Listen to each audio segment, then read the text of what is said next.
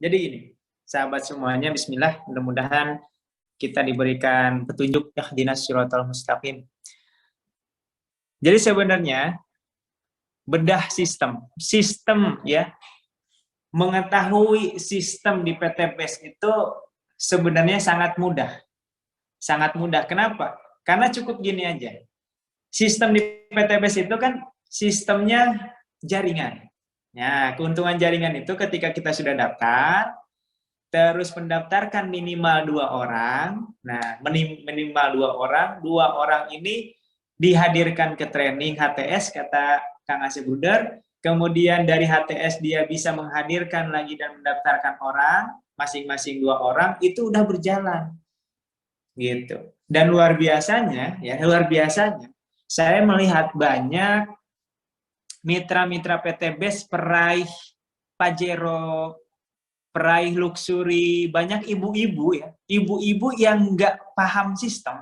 Ini saya kasih tahu faktanya. Ibu-ibu yang nggak paham sistem, tapi bisa dapat luxury gitu. Tapi bisa dapat luxury. Ini kan luar biasa. Gitu. Artinya apa? Artinya pertanyaannya gini, Bapak Ibu mau paham sistem atau mau dapat keajaiban? Bapak Ibu mau paham sistem apa mau dapat keajaiban? Pasti inginnya dapat keajaiban, betul nggak? Inginnya dapat sesuatu.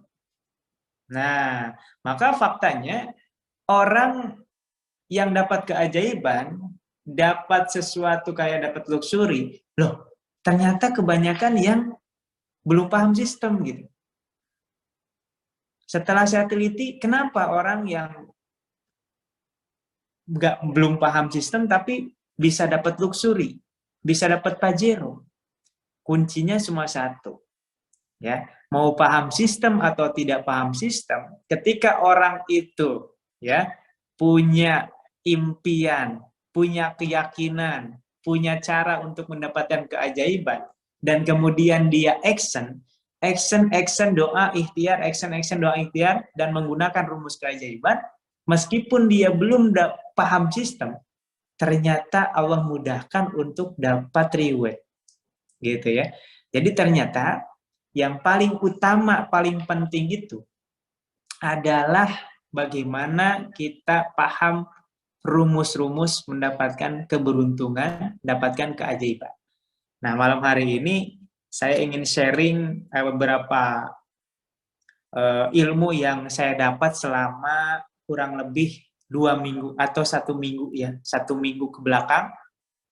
1 minggu ke belakang, dan saya cocokkan dengan apa yang saya lakukan dengan orang-orang yang mendapatkan keberuntungan, keajaiban, ternyata itu sangat-sangat cocok.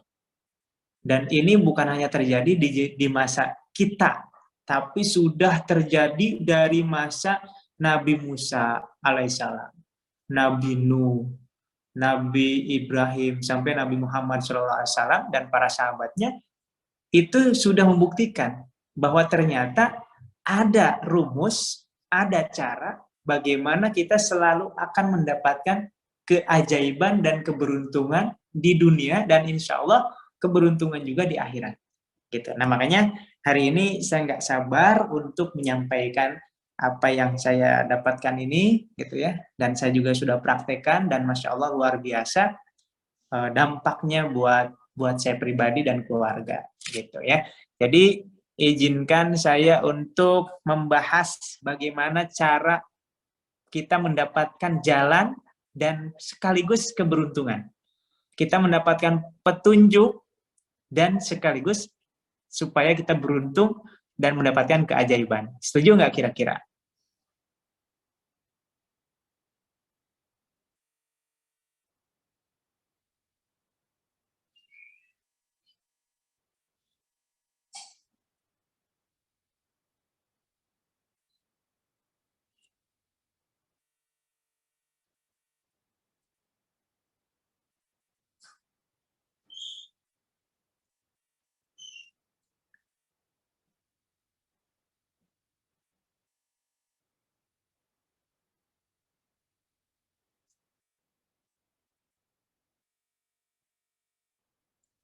Setuju ya?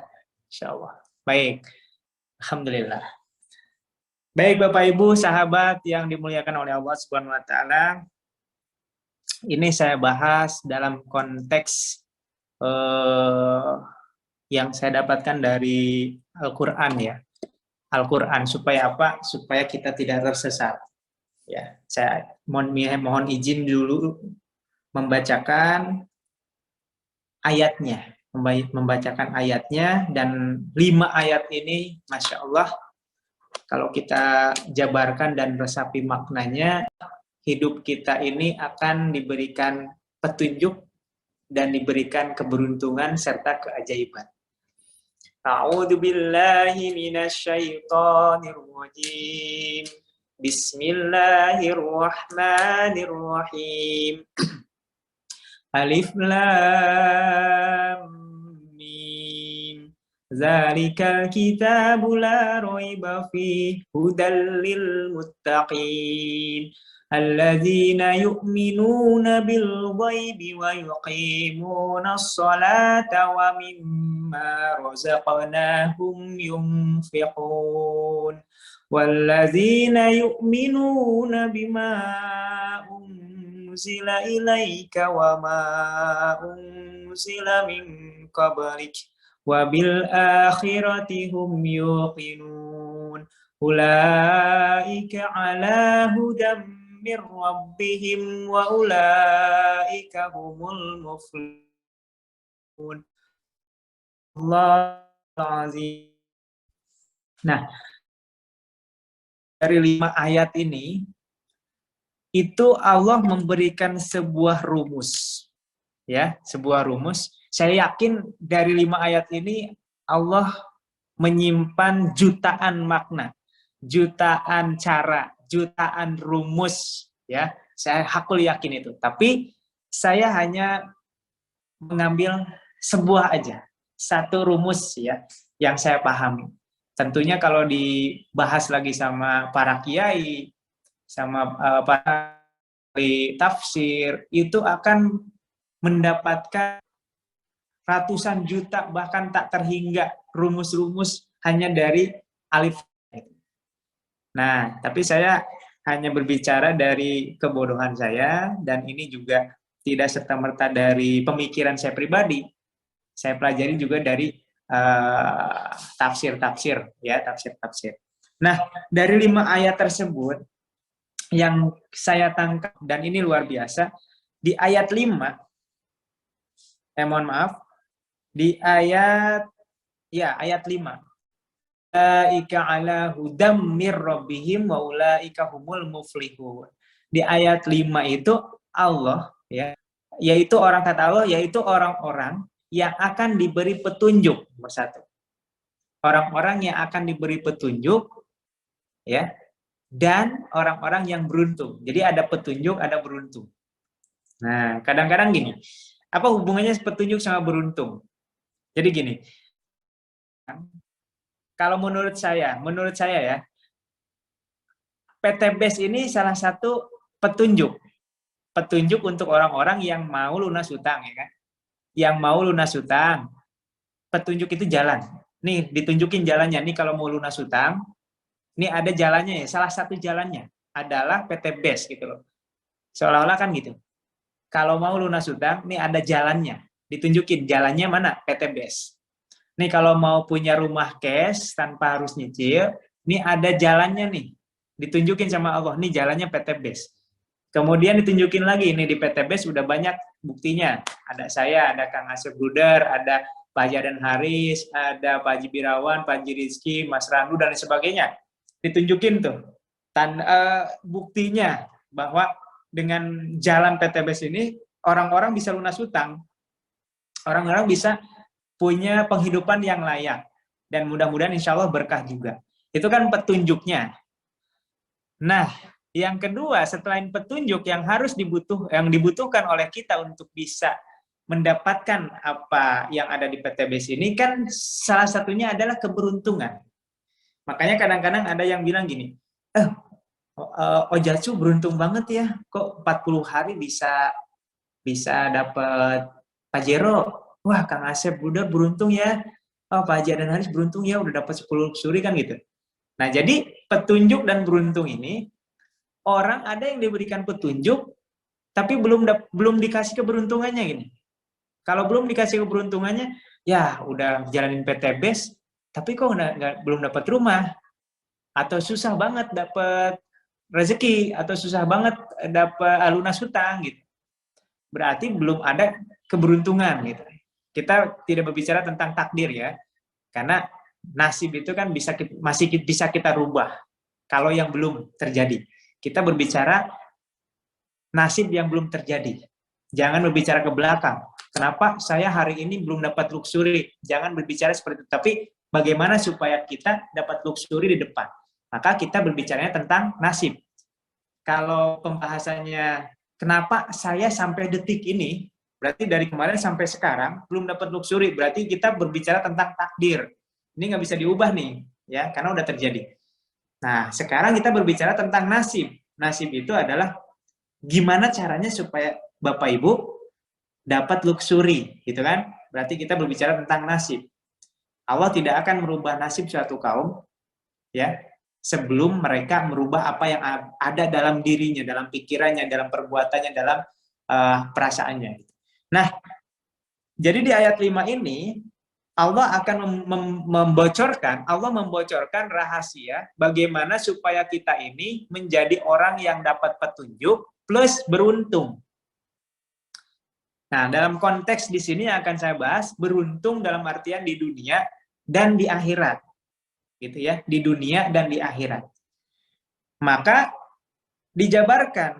Berarti kan bertanya, kalau di ayat 5 kita bilang ulaika ala hudam mir rabbihim wa ulaika humul muflihun, mereka itu adalah orang-orang yang diberi petunjuk dan beruntung. Berarti kita nanya, siapa mereka itu? Supaya saya dapat petunjuk dan beruntung, saya harus ngapain? Seperti siapa? Nah, dijelasin dari ayat kedua. Ya, zalikal kitabul la raiba fihi hudal lil muttaqin. Petunjuk Al-Qur'an itu adalah petunjuk bagi orang-orang yang bertakwa.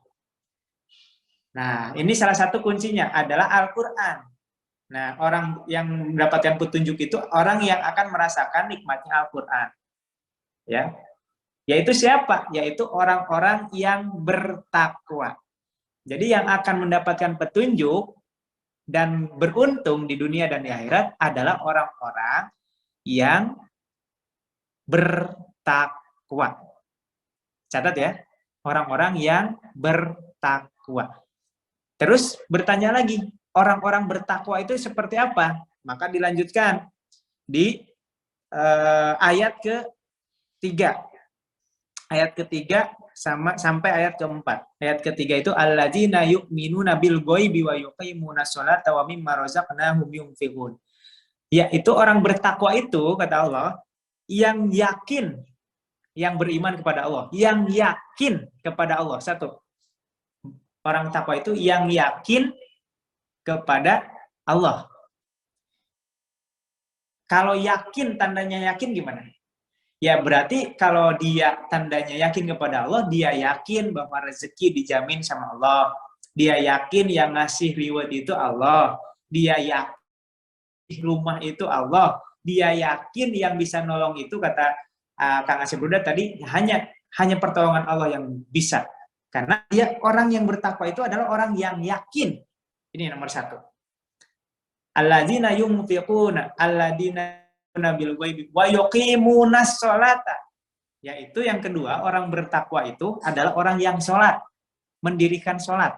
Nah, ini sholat. Bahkan saya sedang mohon doanya, sedang menulis buku namanya Jadi Karyawan Gaji Unlimited. Maksud dari situ adalah kita itu bisa jadi karyawannya Allah. Kalau kita sudah jadi karyawannya Allah, gajinya unlimited. Nah, sholat itu sama kayak kalau kita jadi karyawan di perusahaan, kayak absen. Kan sekarang kalau absen di perusahaan itu pakai sidik jari ya, jam 7 absen, pas pulang absen. Nah, sholat itu kayak absen. Jadi kalau kita sedekahnya bagus, ininya bagus, sholat puasanya bagus, kerjanya bagus, doanya bagus, tapi kalau nggak sholat, kayak orang kerja, karyawan, tapi nggak pernah absen, pasti dipecat, meskipun kerjanya bagus, kan gitu. Bertakwa itu satu, yakin kepada Allah, yakin. Yang kedua, sholat. Wa yuqimuna sholata wa mimma razaqnahum yunfikun. Yang ketiga, dia infak dan sedekah. Infak atau sedekah. Itu cirinya bertakwa. Nah, terus apa hubungannya nih dengan bisnis di PTBS ini? Nanti kita bahas ya. Nah, ke ayat 4 itu adalah bersahabat dengan Al-Quran, meyakini Al-Quran. Kalau orang yang meyakini Al-Quran berarti dia mau mempelajari Al-Quran. Mau baca Al-Quran, mau membaca terjemahan, membaca tafsirnya, tahu maknanya kayak apa gitu. Ya. Nah, yang kelima adalah yakin dengan adanya akhirat. Yakin dengan adanya akhirat. Nah, cirinya orang yang yakin dengan akhirat gimana? Nih gini, kalau pernah dengar nggak orang dia kerja mempersiapkan masa pensiun? Pernah dengar nggak kayak gitu? Saya mau kerja sungguh-sungguh supaya nanti pas pensiun ada uang. Pernah dengar nggak? Orang kerja keras dari pagi sampai sore dengan tujuan supaya nanti pas pensiun ada uang untuk menjamin masa pensiunnya. Pernah nggak? Atau ada mungkin di antara Bapak Ibu menjalankan bisnis PTBS supaya nanti kalau udah tua dapat passive income. Ada nggak? Ada ya? Nah, menurut saya, kalau saya ini ya, saya juga dulu berpikiran kayak gitu. Kalau kita mempersiapkan pensiun, itu kita layaknya orang bodoh. Kenapa orang bodoh? Loh, memangnya kita masih yakin? Memangnya kita yakin kita masih ada umur di usia pensiun kita? Belum yakin, belum ada jaminan kita masih hidup di usia 50 sampai 60, kan belum ada jaminan. Kita tahu dari mana kita masih hidup? Lah, yang belum pasti aja, yang belum pasti ini faktanya, yang belum pasti aja orang itu masih hidup atau tidak, itu mereka persiapkan. Betul nggak? Kita belum yakin nih, usia 50 sampai 60 tahun masih hidup.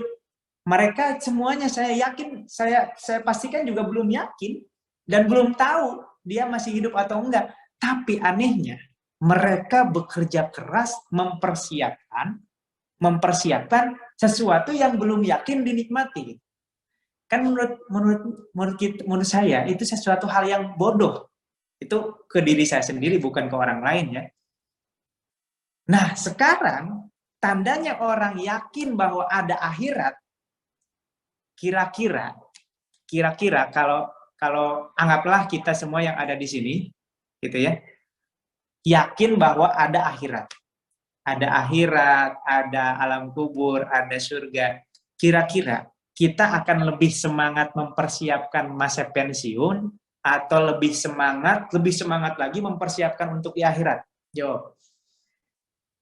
Kalau kita seandainya yakin 1000% bahwa akhirat itu memang ada, kira-kira yang akan kita fokuskan, paling kita fokuskan, masa pensiun apa untuk di akhirat?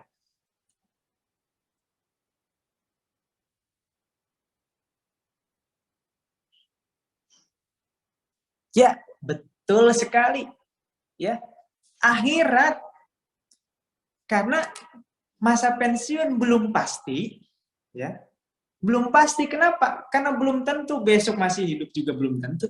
Tapi kalau akhirat, kalau orang-orang yang beriman, yang yakin kepada Allah, maka akan mempersiapkan akhiratnya. Nah, apa hubungannya nih dengan PTBS? Apa hubungannya dengan PTBS? Bapak Ibu semuanya, kita diperkenalkan dengan PTBS ini, saya merasakan sekali ketika saya itu sedang terlilit hutang. Sedang terlilit hutang, kemudian putus asa. Ketika putus asa, udah merasa nggak mampu diri ini menghadapi hutang tersebut, saya berserah. Ya Allah, saya nyerah kepadamu ya Allah.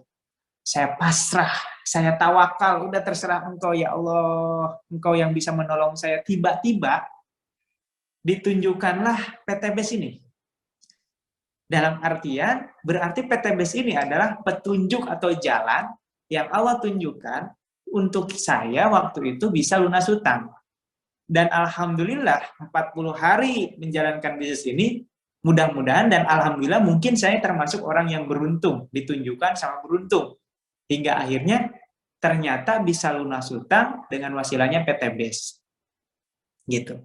Kemudian bisa beli rumah secara cash tanpa kredit dengan wasilahnya PTBS. Bisa punya mobil tanpa kredit dengan wasilahnya PTBS. Dengan itu saya menyimpulkan bahwa Allah mengantarkan kita, mengantarkan Bapak Ibu, mengantarkan saya, menunjukkan Bapak Ibu, menunjukkan saya kepada PTBS ini dengan lantaran Bapak Ibu memohon kepada Allah pengen lunas hutang. Betul nggak? Pengen lunas hutang, mungkin pengen bebas dari riba, mungkin pengen punya rumah tapi nggak mau kredit karena riba gitu ya. Maka Allah tunjukkan di PTBS ini. Nah, ketika Allah sudah tunjukkan, langkah selanjutnya bagaimana Bapak Ibu ini menjadi orang yang beruntung di hadapan Allah supaya Bapak Ibu ini diberikan kemudahan menjadikan PTBS ini sebagai ajang persiapan akhirat. Ya. Ajang persiapan akhirat. Kan tujuan Bapak Ibu, misalkan gini, anggap aja Bapak Ibu ini pengen kaya. Siapa yang pengen kaya? Ada nggak yang pengen kaya di sini? Saya, oke, kaya, pengen kaya ya. Anggap aja semua di antara Bapak Ibu, termasuk saya misalkan, pengen kaya. Saya tanya, kalau seandainya Allah takdirkan kaya, ya udah kata Allah, ya udah kamu kaya. Ketika sudah kaya, mau ngapain? Coba tulis. Kan pengen kaya nih. Kalau sudah kaya, kira-kira mau ngapain? Yo, misalkan Bapak Ibu kan tuh, saya pengen kaya. Kalau sudah kaya, mau ngapain? Oke, mau sedekah? Oke. Terus mau apa lagi? Bangun masjid? Oke. Berangkat haji puroda? Oke. Bermanfaat bagi umat. Seperti apa? Kontribusi sama yayasan. Seperti apa kontribusinya? Bersedekah, oke. Bangun pesantren, oke. Sedekah, umroh, bangun pesantren. Apalagi coba? Ketika mau, apalagi? Membeli surga, oke. Dengan dunia, oke. Sedekah, haji puroda, oke. Serba baik, oke. Siap. Jadi saya simpulkan dari jawaban tadi, ketika sudah kaya mau apa? Kan ujung-ujungnya, gini-gini. Kita biasanya gini, mau apa? Mau kaya. Kaya, kan? Emang kalau sudah kaya mau ngapain? Mau sedekah, mau bangun masjid, mau bahagiain orang tua, mau haji gitu ya. Jadi kaya ini di sini untuk apa? Untuk akhirat sini. Nah, kalau saya balik sekarang, seandainya ya, kayak saya pakai ini, nggak kira-kira ya?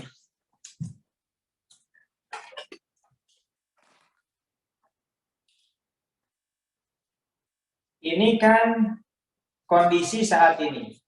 Kondisi Anda saat ini.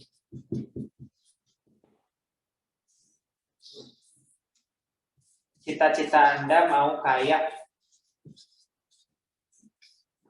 supaya untuk akhirat. Untuk akhirat. Bisa sedekah tadi ya, sedekah, bangun masjid, yayasan, dan lain-lain lah. Intinya untuk akhirat. Bisa kelihatan nggak? Kebaca nggak? Tolong.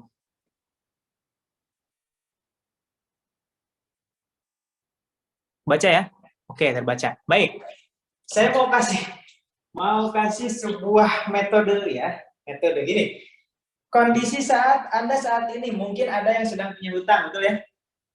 Sedang punya hutang, ada yang sedang masalah keuangan, masalah keluarga, kurang bahagia, dan lain sebagainya. Kemudian menjalankan PT BES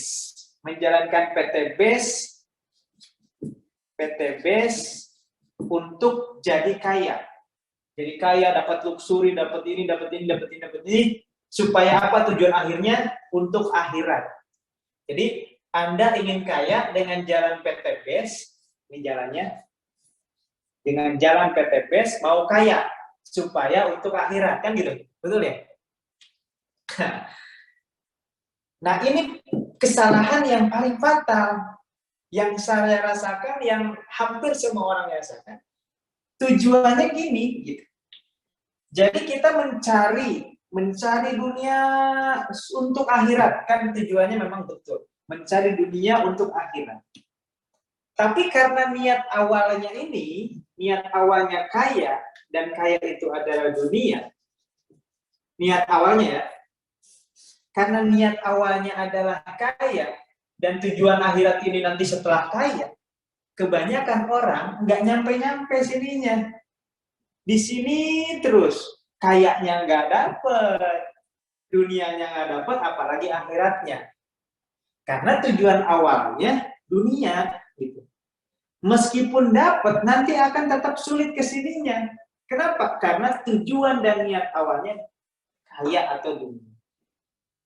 Nah, gimana kalau saat ini Bapak Ibu, kita balik, kita ulang lagi, dinolkan lagi, jangan ada tujuan dulu nih. Jangan ada tujuan dunia, jangan ada tujuan kaya dulu. Saya mau tes dulu. Kira-kira kalau hilangkan tujuan kaya dunianya, berat atau ringan Bapak Ibu? Jawab dengan jujur. Kalau kita nolkan sekarang, kita nolkan, jangan ada tujuan kaya dunia dulu. Nah, berat, ringan. Yo, jawab dengan jujur aja, jangan ikutin orang, jangan pengen dilihat bagus, pengen dilihat benar atau salah, nggak ada yang benar, nggak ada yang salah. Tergantung hati. Kalau kita hilangkan dulu nih tujuan ini, dah saya nggak mau tujuannya kaya dulu deh, misalkan. Ringan sama berat.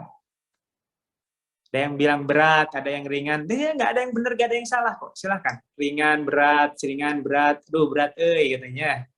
Berat. Oke. Siap. Oke.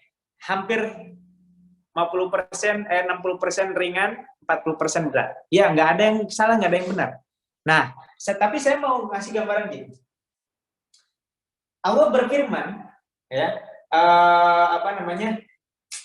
dalam sebuah hadis ya, bukan Allah berarti, Rasulullah SAW bersabda, barang siapa mengejar dunia,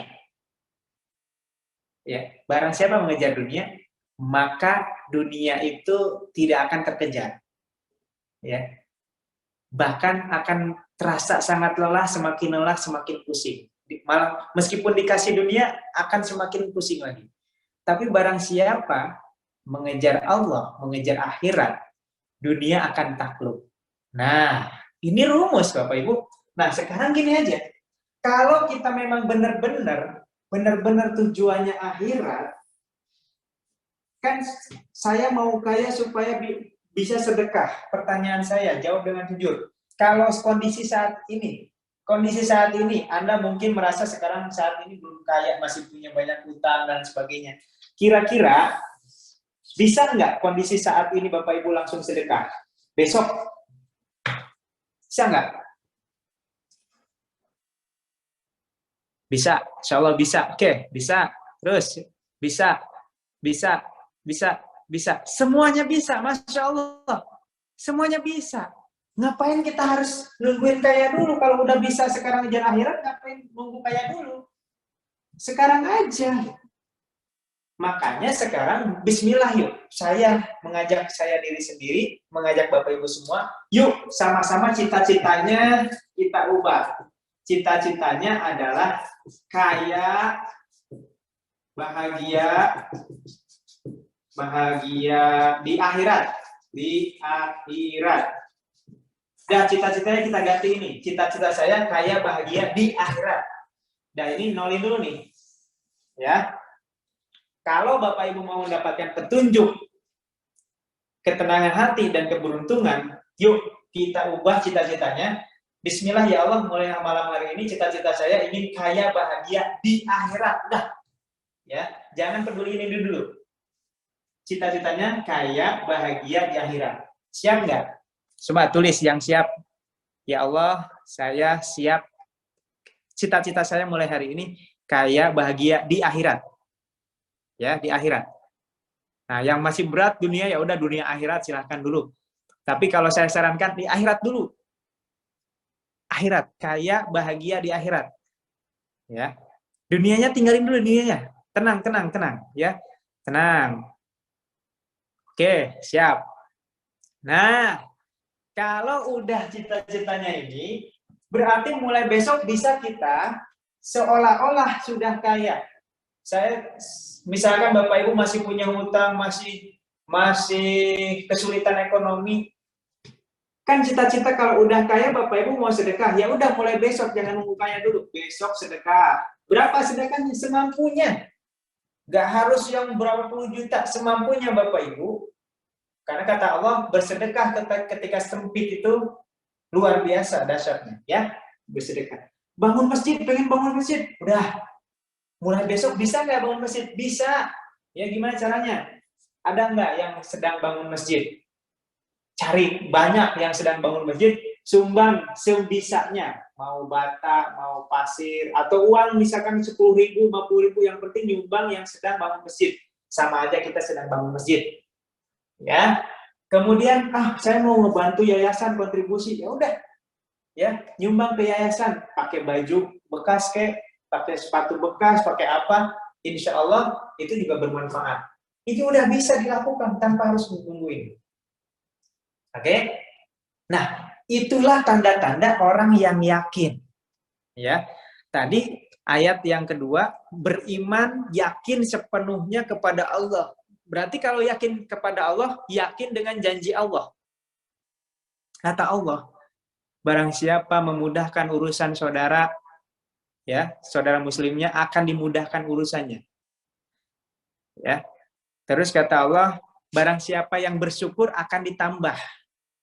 Nah, mulai besok nih introspeksi. Kayak tadi Kang Asep Bruder, jaringannya ada 300 enggak gerak. Ada 3 yang gerak. Nah, fokusnya kita kemana? Fokusnya ke yang enggak gerak, berarti tidak bersyukur.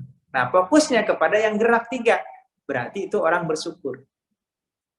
Bagaimana keadaan?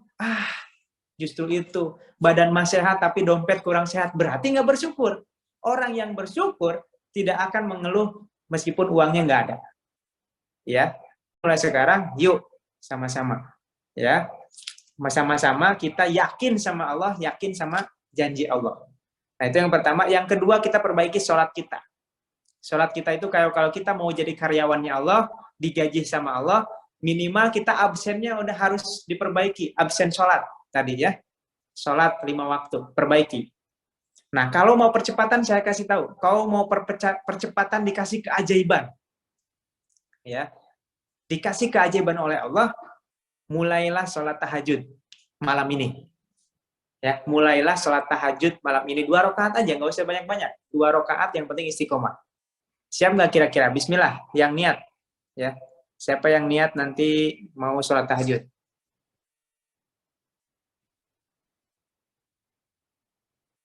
Ya, bismillah. Yang niat saya doakan ya diberikan kemudahan oleh Allah. Sebelum tidur wudu dulu, jangan lupa. Wudu ya, baca surat Trikul 3 kali, terus baca Al-Baqarah ayat 2 terakhir, baca ayat kursi, kemudian minta sama Allah, ya Allah, semoga Engkau ridho membangunkan hamba, menguatkan hamba untuk sholat tahajud jam berapa, misalkan jam 3, silahkan. Doa sama Allah, minta sama Allah, ngomong sama Allah. Kalau memang benar-benar yakin bahwa Anda itu yakin Allah itu ada. Ngomong sama Allah, minta sama Allah. Gitu ya.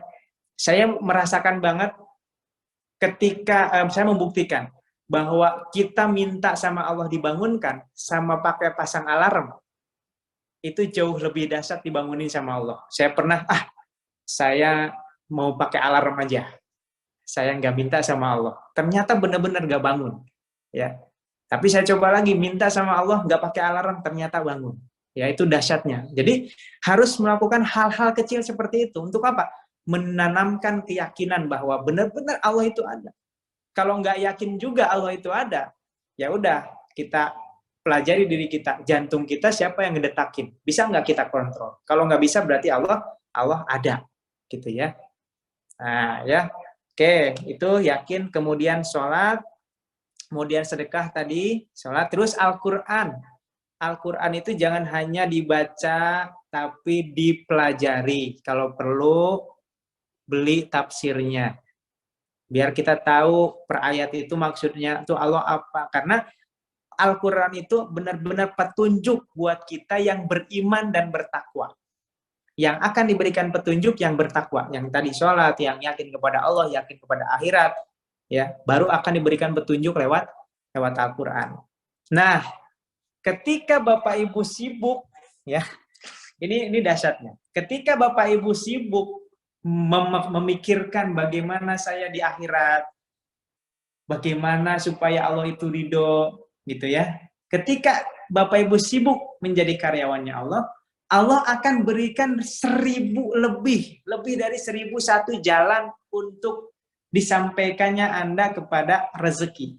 Karena Allah itu menjamin rezeki kita.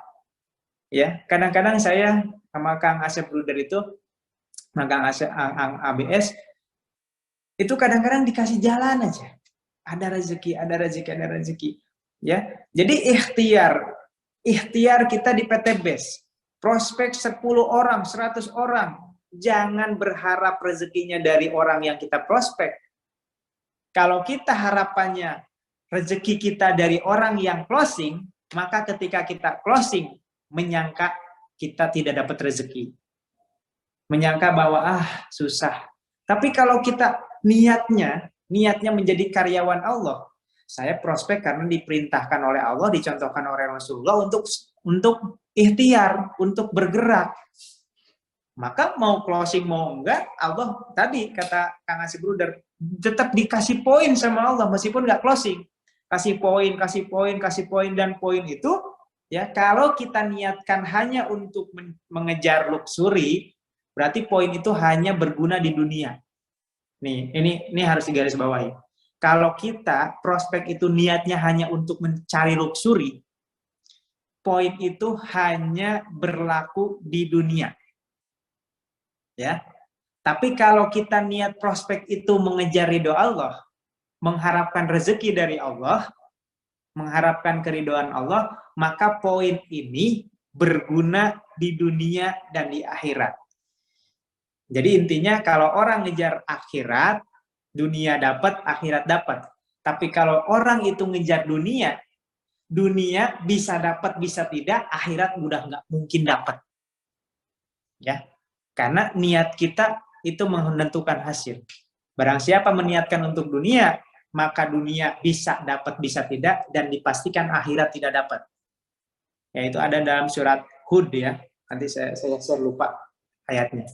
Ya, di ayat itu menegaskan barang siapa mengejar dunia, maka Allah akan memberikan dunia itu tanpa merugikan sedikit pun.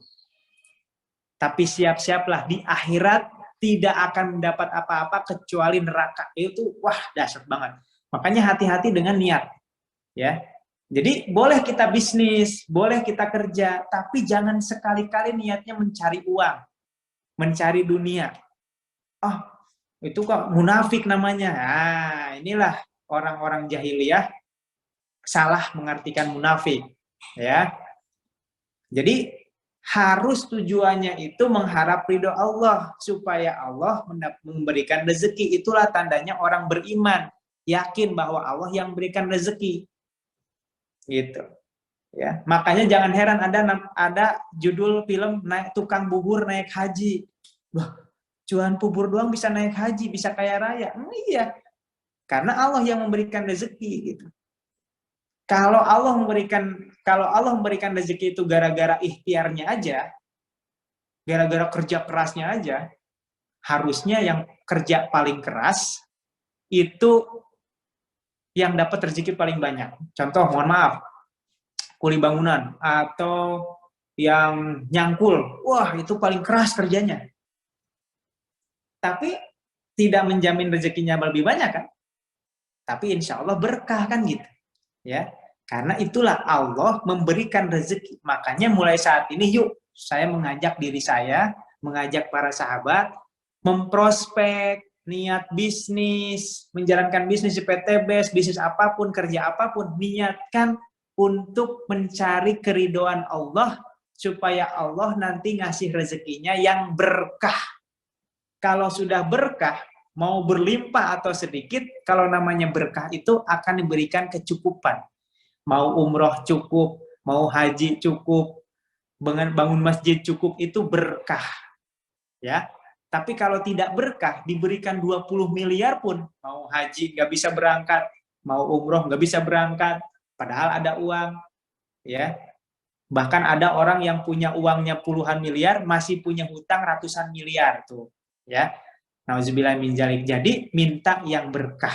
Bismillah. Nah, gimana supaya harta kita berkah? Dikasih nanti luxurinya berkah, pajeronya berkah, atau nggak ada yang closing sama sekali, tiba-tiba Allah ngasih rezekinya dari tempat lain. Ya terserah Allah. Terserah Allah. Misalkan Bapak Ibu, ikhtiarnya nih di PTBS nih. Prospek. Udah 1000 orang di prospek. Nggak ada yang closing misalkan. Saya mau tanya, kalau 1000 orang Bapak Ibu prospek nggak ada yang closing, kira-kira Allah mencatat nggak kerja keras dan ikhtiar dan doa Bapak Ibu, Allah catat atau tidak? Jawab. Bapak Ibu prospek 1000 orang nggak ada yang closing. Kira-kira Allah catat nggak setiap keluar keringat, setiap jalan ke sana kemari nyari orang misalkan dengan tujuannya mau mengharapkan ridho Allah. Allah catat nggak? Catat. Ketika Allah catat, sudah terkumpul misalkan, Masya Allah, hambaku ini udah ikhtiarnya melebihi orang yang wajib dikasih luxury 1 miliar. Maka Allah kasih luxurinya bisa dari PTBS, bisa dari yang lain. Terserah Allah. Ya, terserah Allah. Tapi kesungguhan, melihat niatnya, melihat kinerjanya, doanya, ikhtiarnya, niatnya. Ya, ingat Bunda Siti Hajar ketika nyari air buat Nabi Ismail di kota Mekah, dia nyarinya kemana? Ke Sofa, lagu ke Marwah, ke Sofa, Bukit Marwah, ke Bukit Sofa, bolak-balik, Bukit Sofa, Bukit Marwah. Allah kasih airnya, rezekinya, air zam-zamnya bukan di Sofa, bukan di Marwah, tapi di dekat Ka'bah, dekat kakinya Nabi Ismail. Masya Allah. Itu menunjukkan, Allah ingin menunjukkan, kau boleh ikhtiar. Dan aku catat, kata Allah. Aku lihat, aku catat. Aku kasih poin, ya, kata Allah. Nanti aku kasih rezekinya. Bisa dari hasil ikhtiar di sini, bisa terserah aku. Karena aku yang memberikan rezeki. Gitu Bapak Ibu. Jadi jangan heran, jangan banyak ngeluh. Di PTBS lakukan dengan niatnya harus, ya. Niatnya jangan pengen dapat luxury, utuh. Itu aja. Niatnya boleh pengen luxury, boleh. Tapi niat pas prospek, ya Allah, saya prospek. Makanya bismillahi tawakkaltu 'alallah la haula wala quwata illa billah, ya Allah.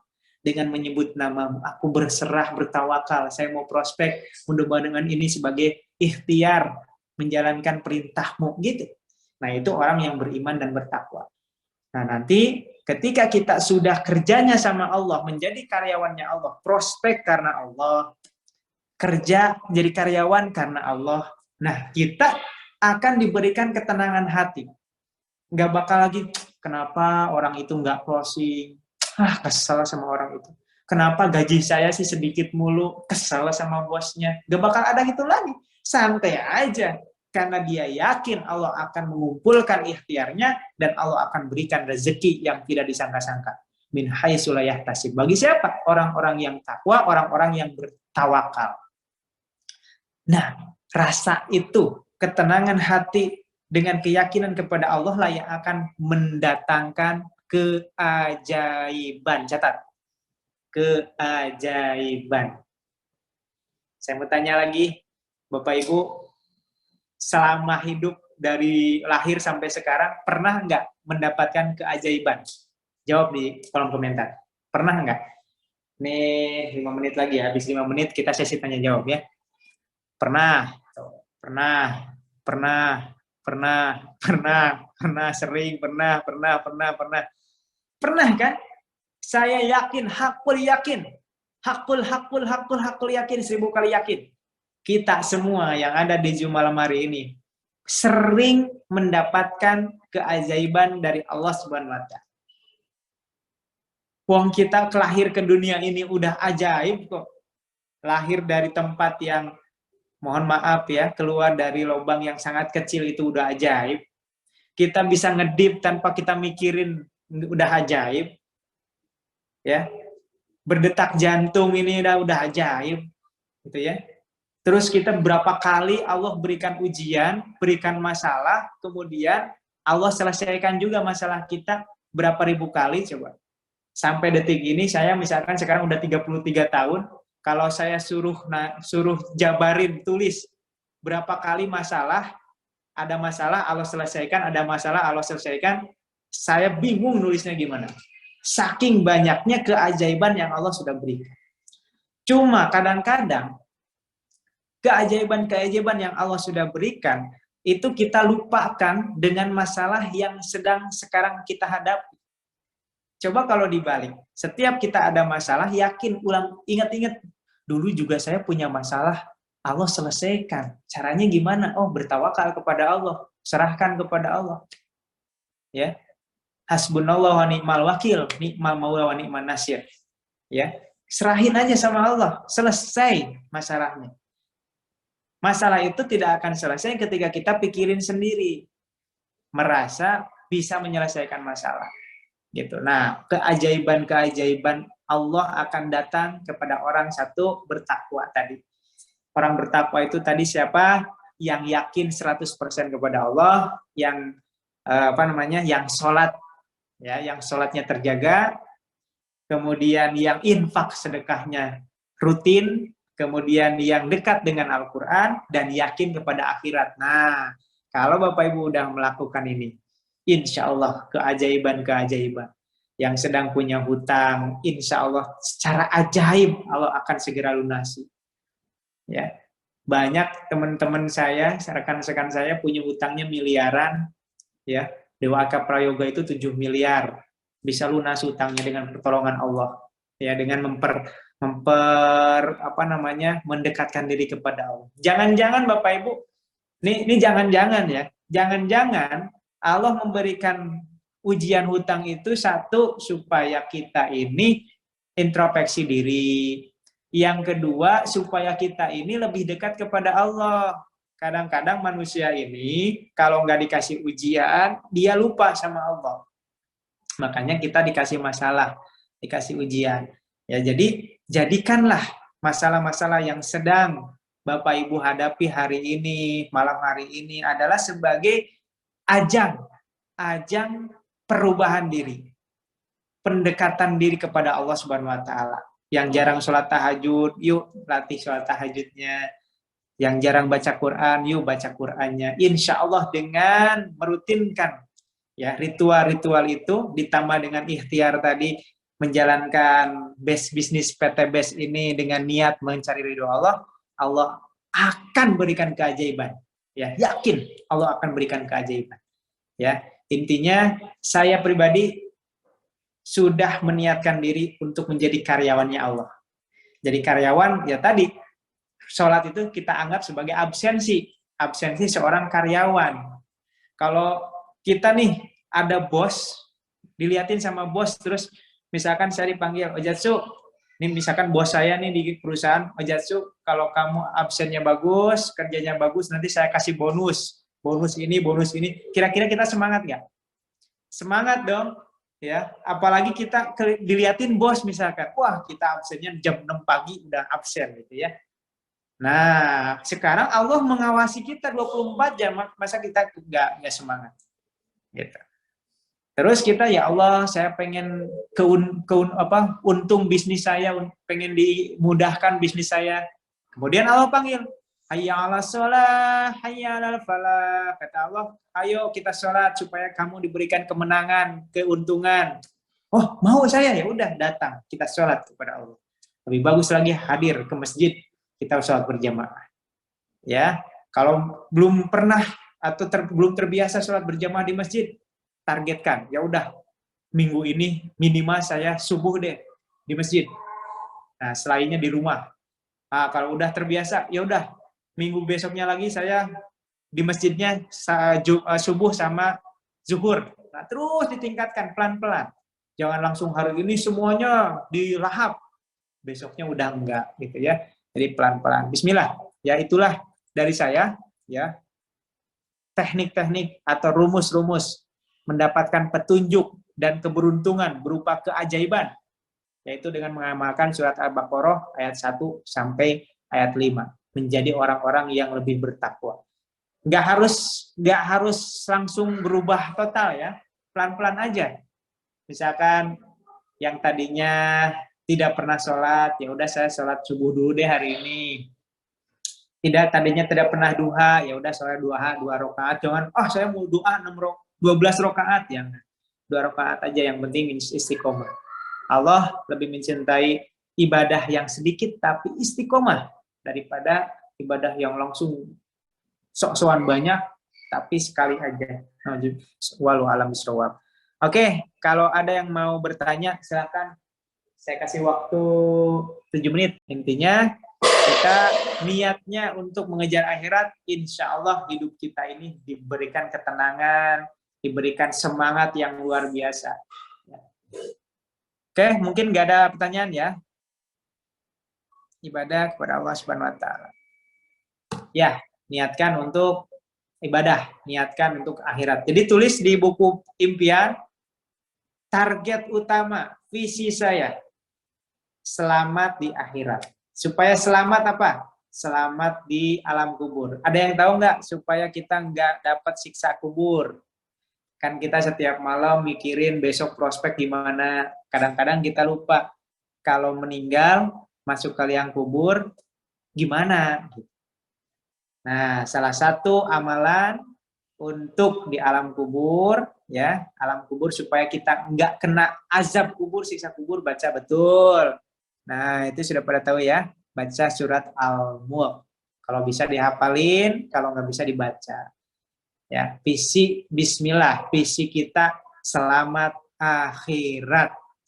Karena dunia ini hanya tempat kita menyiapkan bekal. Anggap aja kita gini, kita ini dunia kayak kita sedang kerja di Jakarta. Kerja di Jakarta itu untuk apa? Merantau. Orang yang merantau dari kampung ke Jakarta kan kerja di Jakarta untuk apa? Untuk pulang kampung, bawa bekal. Bekalnya untuk di perjalanan dari Jakarta ke kampung dan untuk di kampung. Nah, kita juga di dunia gitu. Kita di dunia menyiapkan amal untuk perjalanan menuju akhirat. Ada alam barzah, alam padang mahsyar, ya, alam penantian dan lain sebagainya sampai akhirat. Nah, di akhirat juga menyiapkan supaya gimana kita dapat punya rumah gedung di akhirat. Baca surat Al-Ikhlas, sholat duha, ya, dibangunkan istana nanti di akhirat. Kalau kita punya istana nih, alhamdulillah saya punya istana di dunia ini, ya ini sebentar, ya sebentar, sangat sebentar. Nah, nanti yang di akhirat yang lama kita harus persiapkan. Oke, mudah-mudahan bermanfaat, khususnya buat saya pribadi. Saya berbicara, saya membahas ini adalah untuk diri saya pribadi. Ya, tapi mudah-mudahan juga ada yang bisa mengambil manfaat dan kita bisa sama-sama kita kerjakan, kita sama-sama ikhtiarkan untuk kesuksesan akhirat. Ya, insya Allah Bapak Ibu sedang sibuk mikirin akhirat, dunianya dibenerin sama Allah.